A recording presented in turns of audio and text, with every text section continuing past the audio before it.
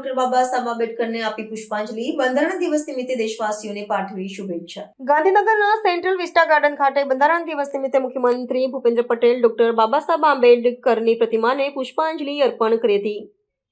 આ પ્રસંગે મુખ્યમંત્રીએ બંધારણના ઘડવૈયા ડોક્ટર આંબેડકરને યોગદાનને ભાવપૂર્વક યાદ કરતા જણાવ્યું હતું કે ભારતનું બંધારણ એ લોકશાહીનું પવિત્ર ગ્રંથ છે, જે આપણને સમાનતા, ન્યાય અને બંધુત્વના મૂલ્યો શીખવે છે. 2015થી વડાપ્રધાન નરેન્દ્ર મોદીની પ્રેરણાથી સમગ્ર દેશમાં 26 નવેમ્બરને બંધારણ દિવસ તરીકે ઉજવવામાં આવે છે, જે નાગરિકોમાં લોકશાહી પ્રત્યેની નિષ્ઠાને વધુ સુદૃઢ બનાવે છે. આ ગરિમાપૂર્ણ કાર્યક્રમમાં મુખ્યમંત્રીની સાથે ગાંધીનગરના મેયર શ્રીમતી મીનાબેન પટેલ, ધારાસભ્ય રીટાબેન પટેલ અને શહેર ભાજપ પ્રમુખ આશીષ દવે પણ ઉપસ્થિત રહ્યા હતા.